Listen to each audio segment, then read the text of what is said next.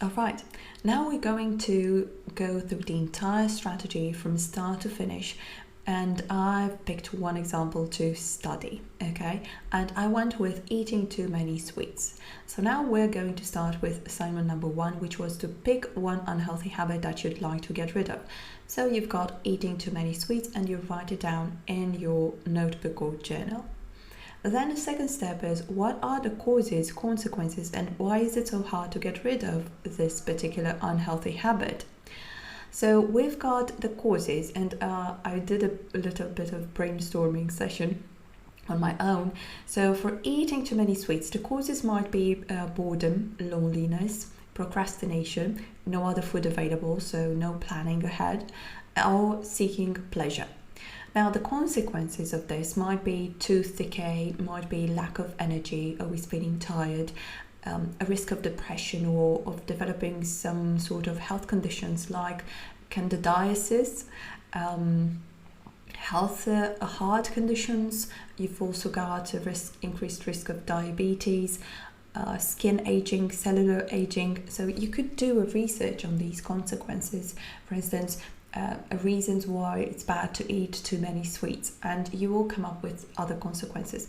But you could also use what you already know and feel, and so base it mostly on your experience and your current knowledge, but it doesn't it's not bad to study more and do some research, okay? Then, why is it so hard to get rid of? Now you look at the benefits actually. Why is it so hard to get rid of? Because you've got some benefits that are coming in from eating too many sweets. So the benefits might be that they taste great, they give you pleasure, they're easy, convenient, you get the instant gratification or some sort of satisfaction, okay? So once you've got that, you've got the causes, the consequences, and the benefits. Now we go straight into the 4-part strategy. So step one is to make a decision. So you already identified and you described the habit. So now you're going to focus on it. And how do you focus? By making a commitment. And you write in your notebook, I am committed to working on reducing the amount of sweets that I eat until I solve this problem, until this is no longer a problem, okay? So until I eat sweets occasionally, whenever I choose to, and not necessarily when I feel I need to eat sweets. All right, so that might be your commitment. You pick whatever you think is going to help you. Now, step 2, you're going to identify the triggers, the feelings, and the thoughts. And it would be a good idea to split a page in 3. So you've got before the habit happens, during, and after. So before, that means that you're going to identify the triggers, some of the feelings and thoughts that are associated with that habit.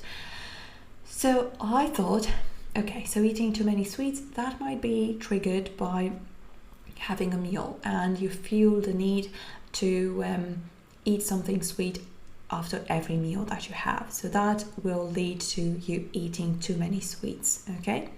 So that's the trigger. So having a meal and feeling the need to for something sweet.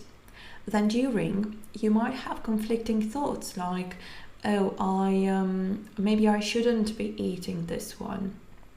Maybe I should. Maybe I deserve it. Or you're eating too fast during the habit, and that is something common that we do often with junk food. That we don't even chew the first bite, that we immediately reach for the second one, and so on. So kind of like mindless eating. And you observe this if this is something that you observe you do whenever you perform this habit. Then after, how do you feel about it? Sometimes we feel guilty for eating too many sweets because we understand that we didn't need them. But maybe you feel that you wish you could have turned back time and not reach for those sweets. Okay, so observe the behavior and make your assessments, write down your observations and identify the triggers, the feelings and the thoughts associated with your habit. Then step 3 is to think of similar activities, to do a brainstorming session of similar activities that bring you the same or more benefits.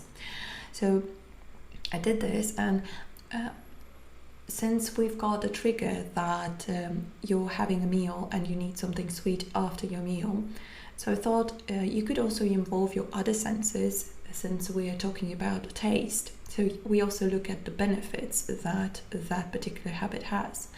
So we've got that it tastes great. Okay, so that's a sense. What other senses do I have, and what can I do after a meal? There's a tip that I can give you. For instance, whenever you smell lemons, you are instantly energized. So that could be something that you do after every meal instead of having the sweets. So it would also look like it could be a great way of adding in a new habit that's healthier and that brings you more benefits. So that's one. You could also listen to a song, could go for a walk, or pair these two. You could also play a game or talk to someone, or walk and talk to someone, so you could pair these. So just think of activities that you could do instead of eating too many sweets, activities that you could do immediately after the meal, or whatever the unhealthy habit is that you've picked. Okay, this is just an example. All right. So think of similar activities that bring you the same benefits or more. Then the final step, step 4, is to modify your environment. So with this particular example that we have going on here, you could have meals in a different place. So changing the scenery would help. Change the nature of your meals. That also helps, because you might find that you're not eating the amount of nutrients that you need, so your body is craving something else. Okay, so you compensate with the sweets. So change the food items you're eating. Maybe that's something that will help you. Have a fixed meal schedule. That could also be helpful. Then have other after meal snacks. Like, for instance, if you're eating too many sweets, you could go for dehydrated fruits for in the beginning, and then let them go as well when you identify other similar activities that bring you the most benefits and that are not related to food in particular. Then drinking water 20 to 30 minutes before a meal, that can also be helpful. So think of ways of changing your environment just slightly, so you take yourself out of the routine that allows you to have that unhealthy habit. All right, now let's move on to the final part of this. What are your standards, and what are some other activities you'll focus on? So for the standards, it's that affirmation of, I am the type of person who doesn't eat sweets after a meal. So whenever you talk to someone, for instance, and they offer you a dessert after a meal, you could say, oh, I'm really satisfied right now with the meal I've just had, so I'm going to pass on this dessert, but you could give me a piece for home or for later, or save it for the next days if I'm going to feel like it. So you start saying to yourself and saying to others exactly what you want to bring into your life and into your habits. And then what are some other activities that you would like to focus on? And this moves you towards creating a new healthy habit.